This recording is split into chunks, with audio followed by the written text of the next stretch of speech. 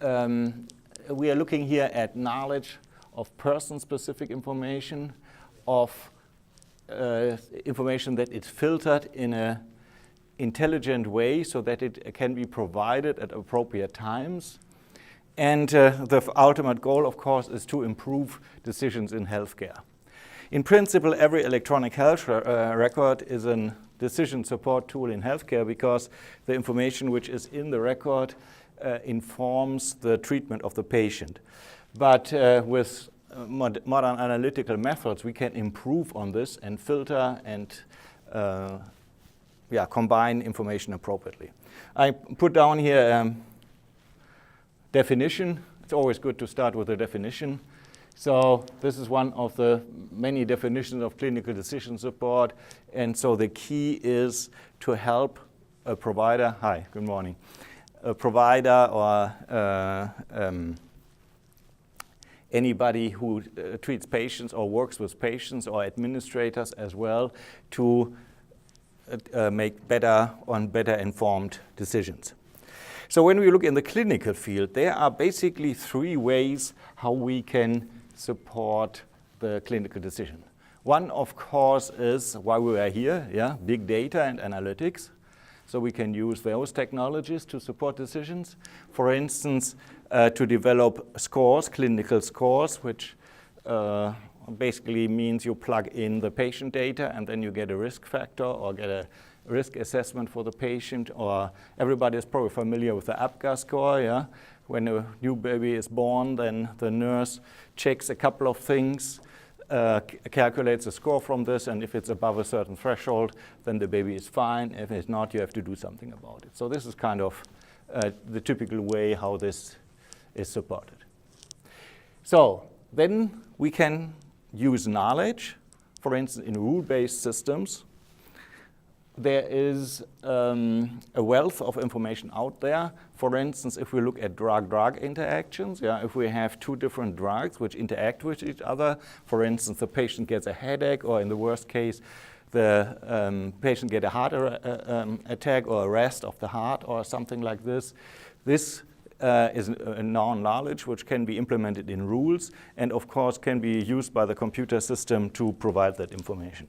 And then a third way is what is called clinical guidelines. This is typically a group of physicians, let's say the College of Radiology or some expert groups, defines a standard way of treatment in a specific situation.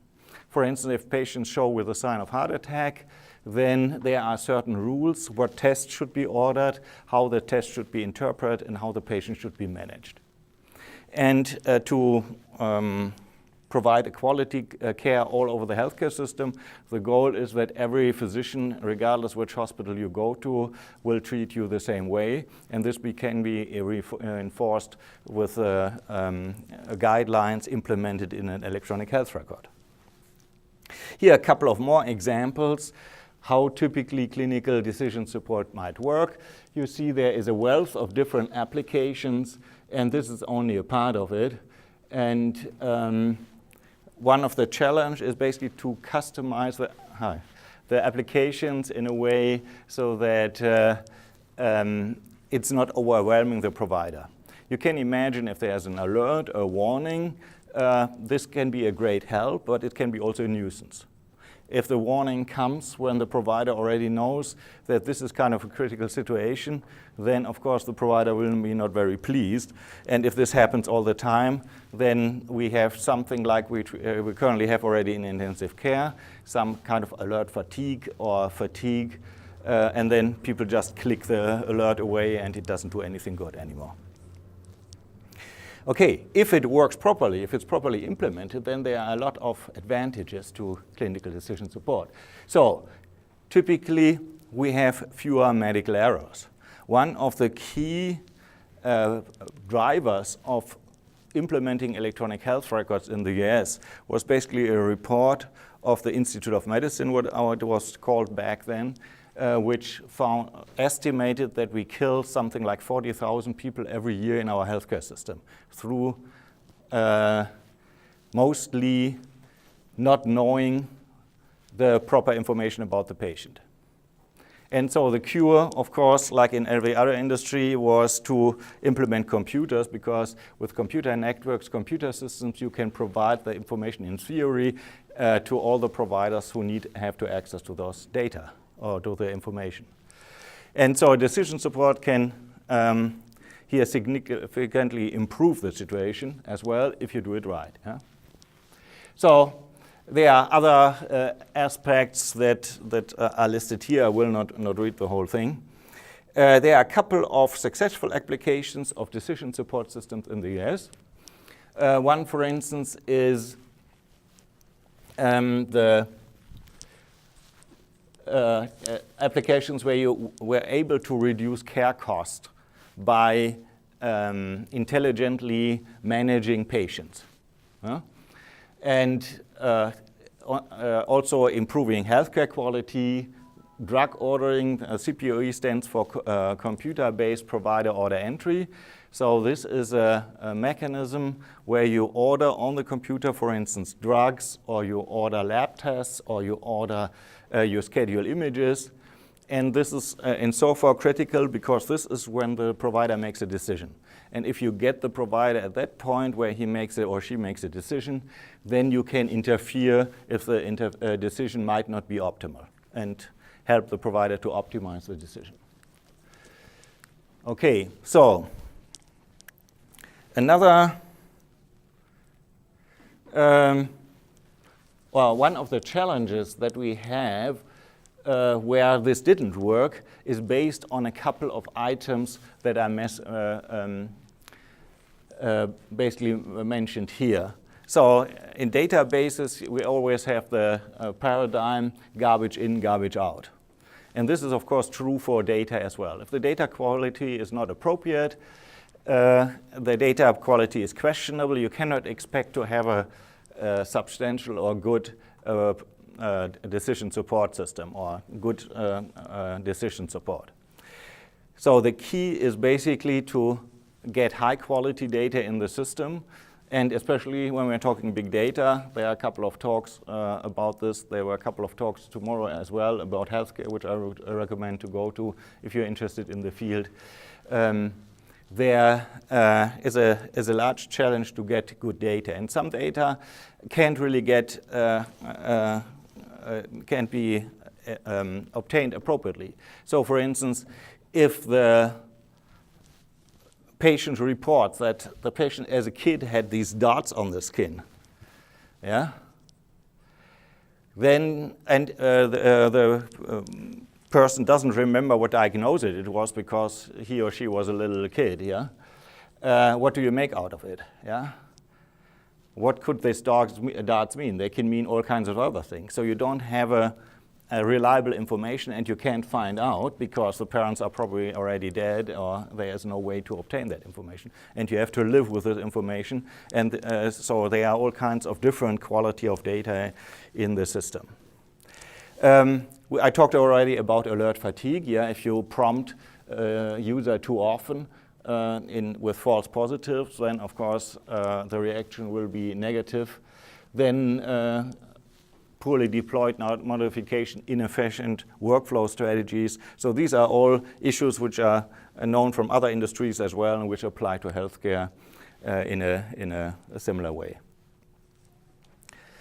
Okay, so I talked already that the Institute of Medicine proposed to put in computer system into the US healthcare system to basically mitigate the problem that we have all kind of different islands in our system. The patient is discharged from the hospital very early. There are lots of different providers like dietitians, like family physicians, like cardiologists, like oncologists who are treating the patient in different practices, and these practice systems don't communicate with each other very well. It's the same thing if you want to do a decision support. You need to have access to the entire record of the patient, and if the record is diversified in different places, you have to find ways to get the data together in different ways. And healthcare tries this for a couple of years. There are different models how to do this, but it's still a major challenge to do this. Another challenge in healthcare is the same thing as we face with Facebook data, for instance, or with social media data. There are a lot of free text data or written text which has to make it useful for decision support, have to be transformed in a way that you can do statistics with this or analysis with this. So we have to have some kind of free text recognition and something like this, which is not yet currently available in a good way. So to make it short, the problem is we need to know the patient story in order to make good decisions. And this patient story includes all kinds of things. It's not only numerical data. It's also, it contains family background, where the patient lived, under what circumstances, if there were a stressful event in the life of the patient. So if the patient, for instance, goes through a divorce, this may be a completely different situation than if the patient is in a pleasant environment and enjoying family and all these kind of things. So all this information is somehow potentially present, but mostly in narrative form.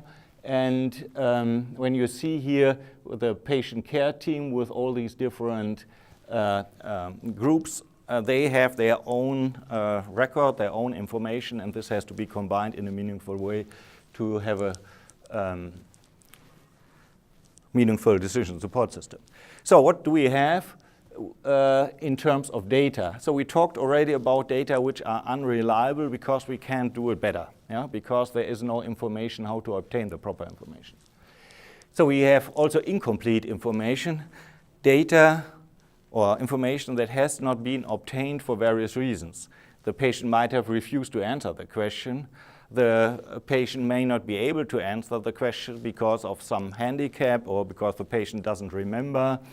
And these are sometimes pretty simple things. So I had a situation, so you probably can tell I come from Germany. I was working there in a larger hospital, a university clinic actually. And we had patients who were there the year before, and when they were asked at admission, have you been here before? They said, no, never. And this is understandable in a way because this is a stressful situation. You come into a hospital, you are sick, all kinds of things happening, and your mind is kind of spinning, and then you might not just not remember things because of the stress situation. Everybody who knows stress, everybody here probably knows stress, sometimes your mind goes crazy. And so some data might not simply be there because the patient doesn't remember that at this point.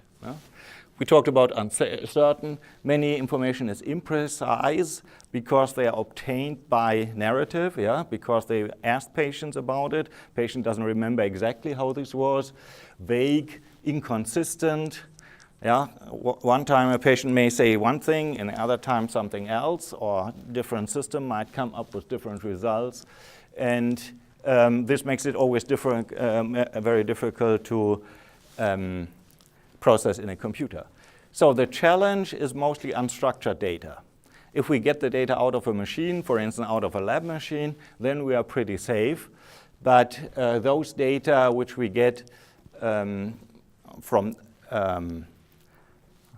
physicians' reports, from patient narratives, from social media potentially, these are something like 80% of the data that we use in healthcare.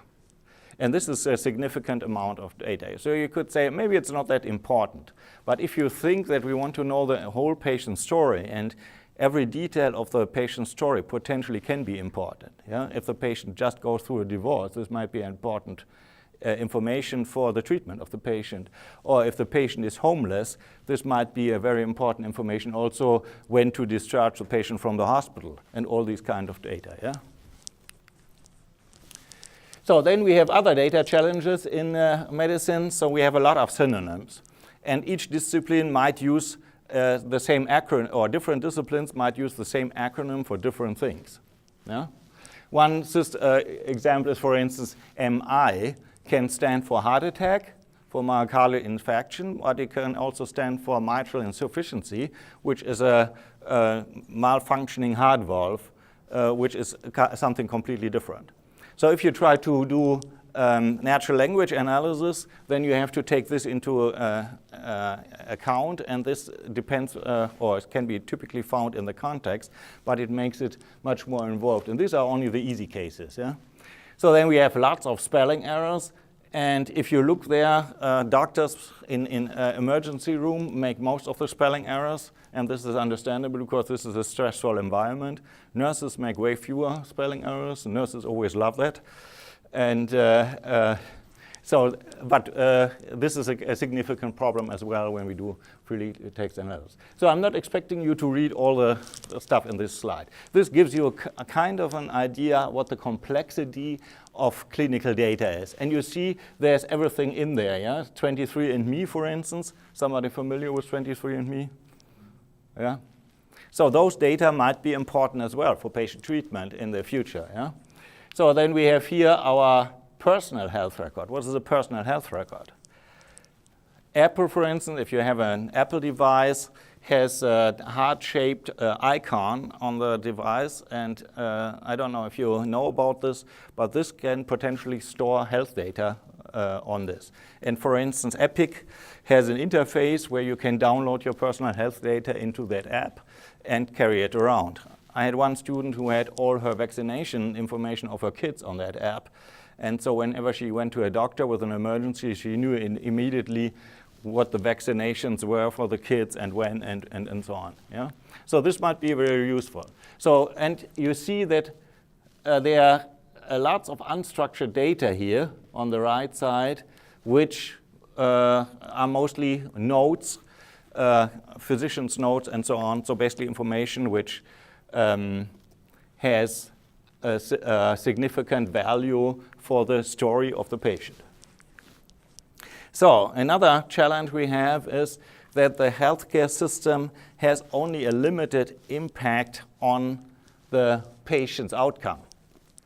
So these are the factors that impact the premature death. So if a person dies prematurely, yeah, let's say at the age of 40 or 50, suddenly dies from heart attack or some other causes. And you see that the individual behavior is basically almost half of the reason. Yeah? So it's lifestyle choices, it's environmental, where the patient lives and all this kind of thing, environmental hazards and all of this kind of things. So, and the healthcare system can do basically only 10% about it. So typically it will be more when the patient feels bad, goes to a doctor and sees the doctor, then the influence of the healthcare system will be more significant. And if the doctor can convince the patient, for instance, to make some lifestyle changes, then it may be even larger. But you see that there is a wealth of data out there which are typically not stored in the healthcare record. Yeah? We are trying to get the genetics in, we are trying to get individual behavior somehow in, but social and environmental factors is a challenge. So there are lots of data which are out there and potentially can be integrated, but we don't know how to do that yet. Huh? But you can see that those data are important to make informed decisions of the patient. So these are basically the 10% that it involves. So, and then you probably heard a lot of big data and analytics in healthcare, yeah? Probably some are familiar with the cancer link system or IBM Watson. Anybody heard about IBM Watson? Yeah? So this is very popular, and IBM did a good job in marketing this tool, and it's applied in many areas now. There are a couple of success stories. If you see, for instance, the Pittsburgh Health Data Alliance is pretty successful, where they try to go across disciplines and bring people and data together. Or the Previa Health system, the keyword here is population health management. So the idea of population health management is that we go away from our current business model in healthcare. So that, which says basically if you do more to a patient, you can charge more, and go to a model where we say we have a group of providers who are responsible for a group of patients or a group of the population, and preferably prevent them to become patient in the first place. And if they are patient, to maintain them in a good shape so that they don't get sicker. Yeah? For instance, if they are diabetic patients, that their diabetes is well controlled and they don't have to show up in the emergency room all the time. Yeah? So there are a couple of successes. So when we look at different models to continue, so we have our clinical data, which are typically unstructured, and then we have research data, and we have patient behavioral data, and the typical environment would be then an Hadoop environment, where we then can use this data for something which is called dashboards. Dashboards are basically canned database queries which give you the status of a particular unit or a particular hospital or a particular practice at one point. Yeah, for instance, what the load of the intensive care unit is, so that you can see, okay, if we're getting full, then we have to do something about it, so that if there's emergency, we can still admit the patient. For instance, look at which are the patients that don't have to be on the intensive care and can move them to a normal ward, regular ward, or something like this. So then all kinds of data analytics for management purposes, for clinical purposes. We talked about population health management, data warehousing, visualization tools, and so on. Okay, so we know about the hype of big data. We know about the promise of big data. So what are the challenges in healthcare? So currently, the big data analytics application in healthcare are mostly in the area of business intelligence. So what we talked about before is not really, it's basically rudimentary. Yeah? We have drug-drug interactions, which are somehow well managed. We have a couple of some systems have implemented clinical guidelines in a meaningful way, but there's way where we can go. Yeah? I will come back to the learning health system later. So the idea of the learning health system is that we learn from each patient. So currently we learn only if we do a clinical trial, and then the results are published.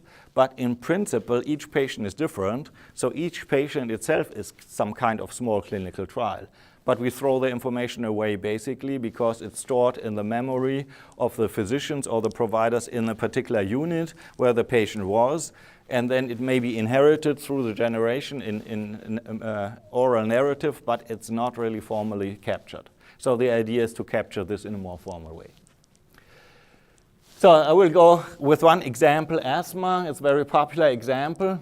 And we know here from big data the 4 V's. Yeah? So what we have to add here in healthcare is basically some kind of semantics. So it's not so much that we find patterns in data. We have to find patterns in data which add value to healthcare. Yeah? So this would be another V added to the ones. Yeah? So, and we want to do this by using personal information. Everybody runs around, or most people run around now with personal tracking devices like Fitbit, or your smartphone tracks your steps and all this kind of thing. So all this information can be very helpful and can be used by a provider as well. We have public health data, which gives us the information about a certain population on the population level, and then we have all kind of clinical data and everything which we can integrate.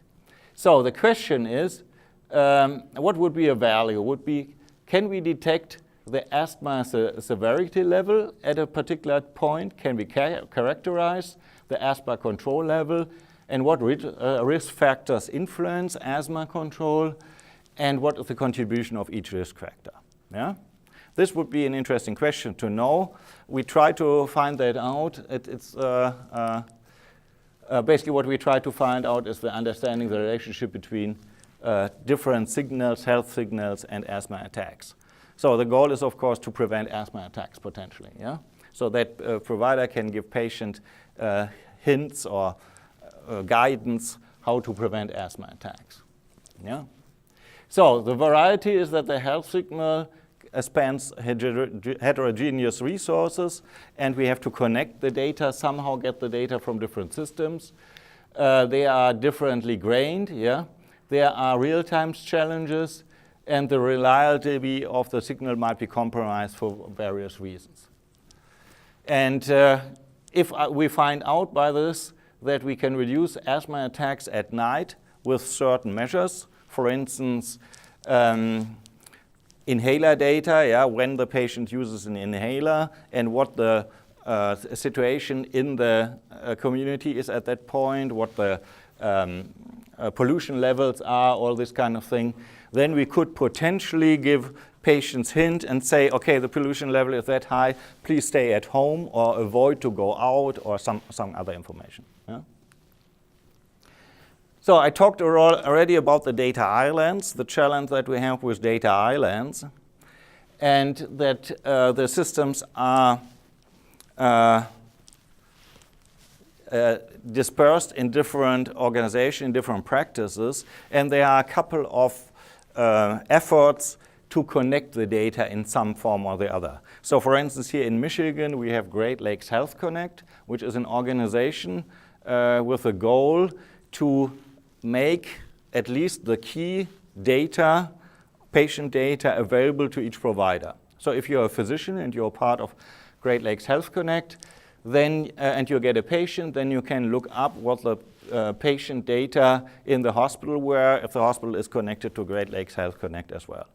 You cannot see all the data, you get some form of abstracted data, and the reason for this is that it's really challenging in healthcare because data is not the whole story. We need the entire patient story in some form. So we need to know, for instance, how the data connect.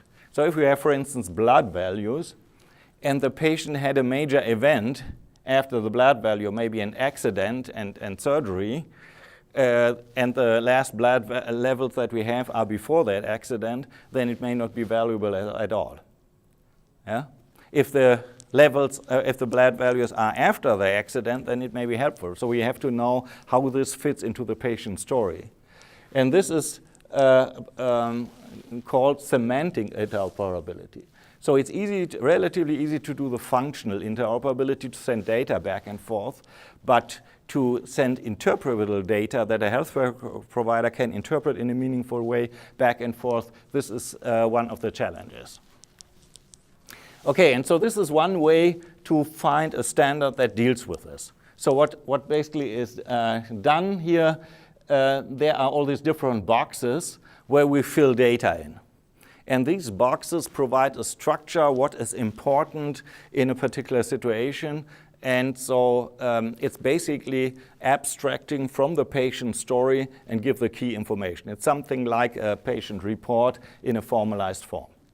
So if you look, for instance, at an example, there are certain required boxes that you have to fill out or have to be filled out by the system. And then there are certain optional ones. And so these optional ones depend on the particular situation with the patient. And this is kind of a way to try to structure or give some kind of structured information that you can send back and forth between systems. And if every electronic health record complies with this standard and with structure, then they are able to fill the boxes appropriately, automatically, and send the information back and forth. And this gives the provider much more better information about this patient story and how the events fit into the patient story. Yeah? Okay, so then another thing, what this standard allows is that you can create user apps like in the Google Store or Apple App Store. So every user can access the patient data in the patient record, in different patient records. And user will typically be a physician, but it could be also a patient.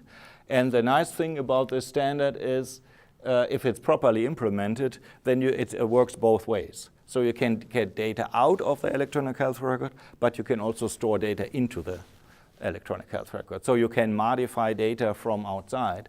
And so this is a big advantage if you, for instance, look at diabetes monitoring with smartphones. So you could basically create apps which automatically store the diabetes measurements of the patient, or if you think about smart home, where elderly patients are monitoring their weight and monitoring their blood pressure and all this kind of thing. These data could be automatically fed into an electronic health record, and would be then available. And so there are a couple of real advantages to this one. Okay, another thing is, we talked a little bit about use of artificial intelligence in healthcare. So there are all these kind of different applications. We talked about Watson. So the key is, how could we use this? And I will give a couple of examples from that students of mine did. There are lots of others. There will be talks tomorrow who do this. So disease management is one of the potential applications. So here the situation was that an insurer wanted to find out if there are certain clusters of diseases which provide a particular risk. So looking, we now live in a society where especially elderly patients have multimorbidity, have lots of diseases. Some take something like 20 or 30 drugs for these different diseases. And so one of the questions was, can we find out certain clusters of diseases where there are several diseases which interact with each other, which are especially high risk? And they came up with something like this. So of course, this is all proprietary information, so I cannot say what the outcome is, but there were basically certain diagnostic groups which interacted with some form or the other, and this could basically then help to inform the disease management. Another way is there is a model from the University Medical Center in Pittsburgh, which tries to model the risk that certain patients incur high medical cost. There can be several reasons. For instance, if these are diabetic patients where the diabetes is not well managed, they go to the emergency room very frequently, and these are the highest cost in healthcare. There was a patient at Spectrum Health recently, I think it's a couple of years ago, this was in the paper, who showed up in the emergency room all the time, and he got fixed up and sent home until they found out that he was actually a cancer patient and the cancer was not properly treated.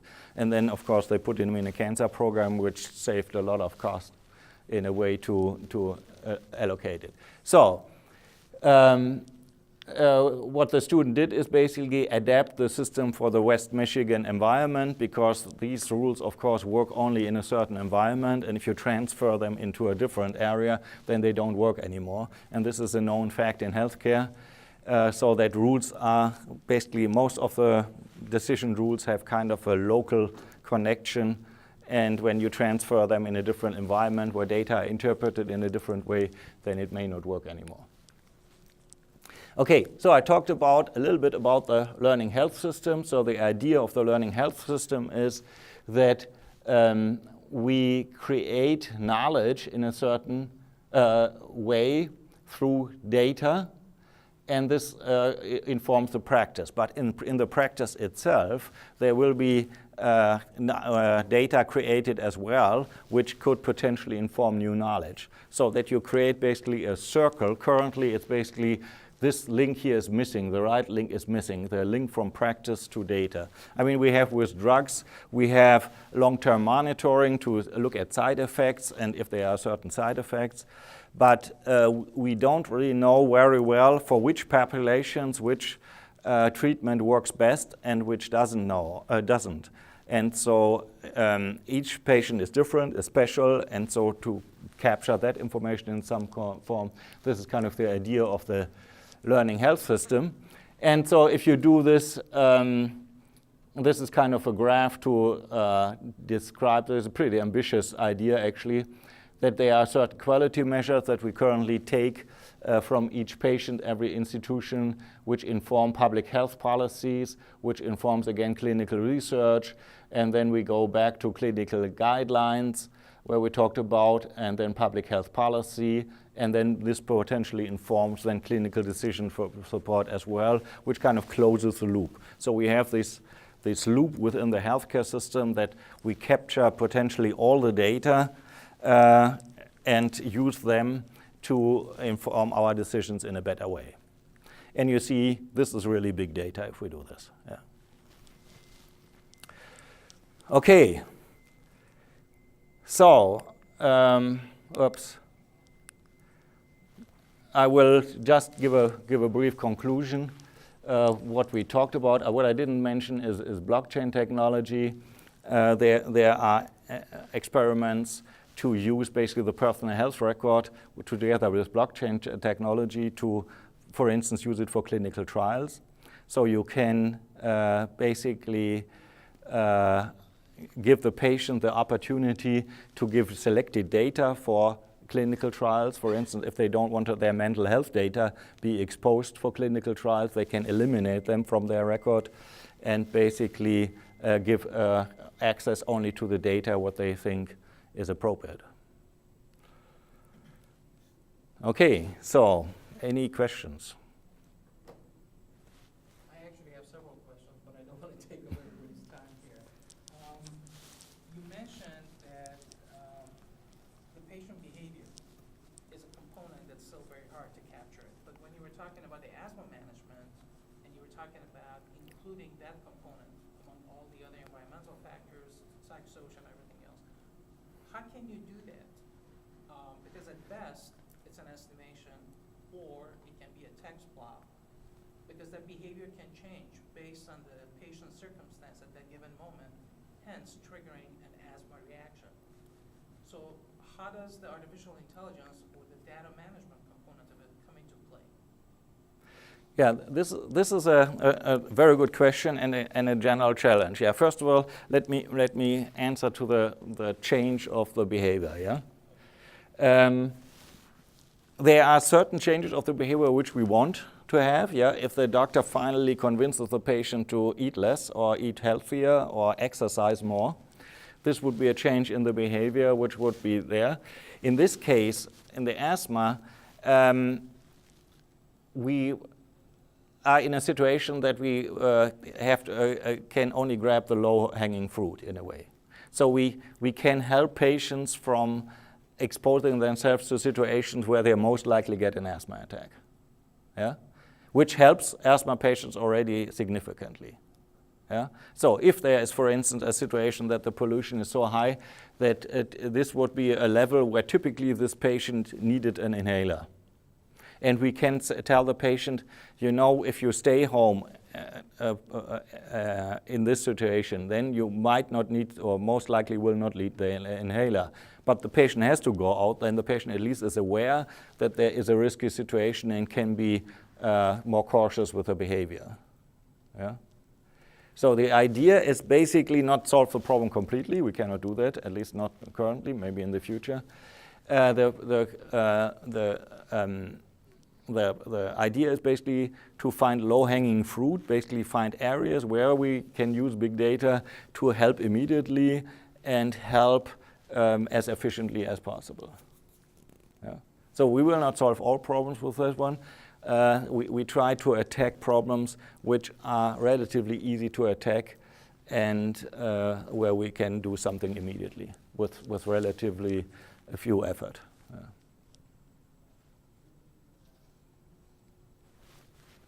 you seeing a shift?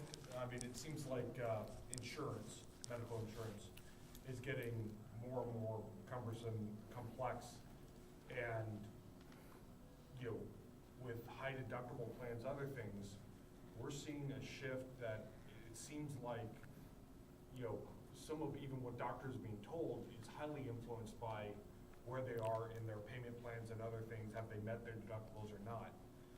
How is that affecting your industry and the data itself, the quality and other things you're seeing? Yeah, this is excuse me.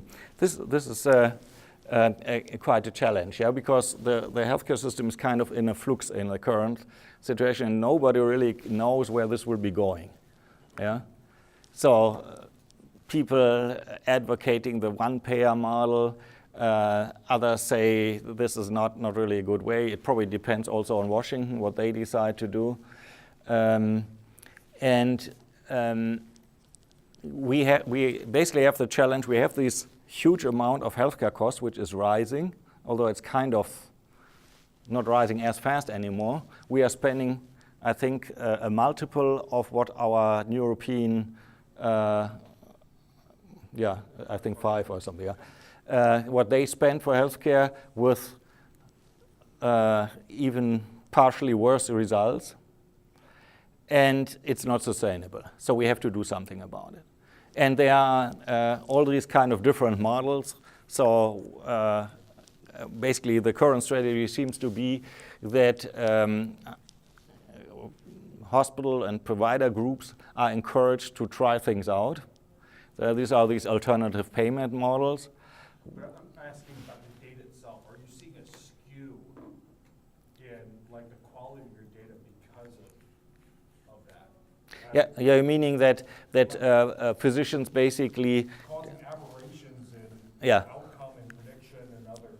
Yeah, I mean we have this, for instance, with uninsured anyway, that certain procedures are not or basically not recommended, and we have others which do procedures which.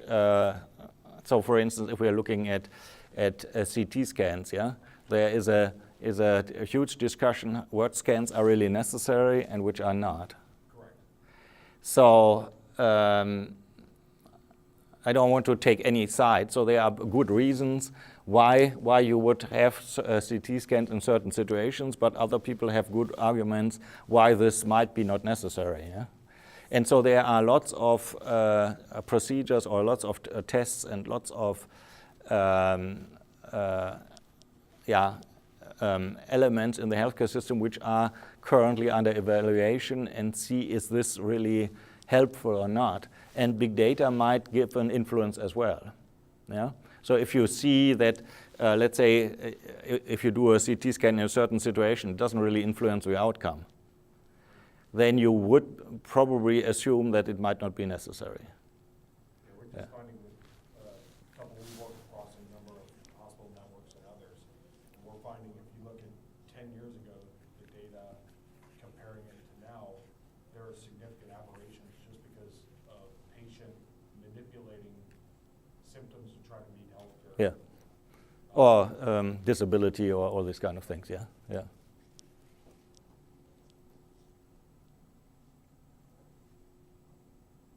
Any other questions? How much time do we have? Besides what you listed in your presentation, do you have any other really go-to resources that you use to learn more about clinical decision support or anything else in your presentation? There are a couple of books out there. So there's a nice book of Ita Berner, who wrote a book about clinical decision support. I think it's a Springer book. And there are a couple of other books who look into decision support and challenges of decision support, how decision support is used. Yeah. So currently there is a big discussion about alert fatigue and how it influences patient safety. How systems manage this. So some systems, for instance, look at if there are lots of overrides for alerts, then you take the alert out because this is probably not a useful one or some kind of strategy. Might not be the best strategy to do it that way.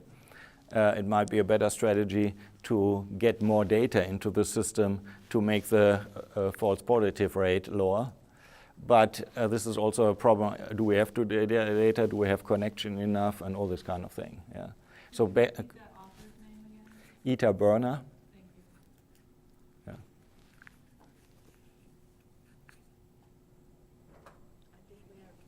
We are done? Yeah. Okay. Thank you very much.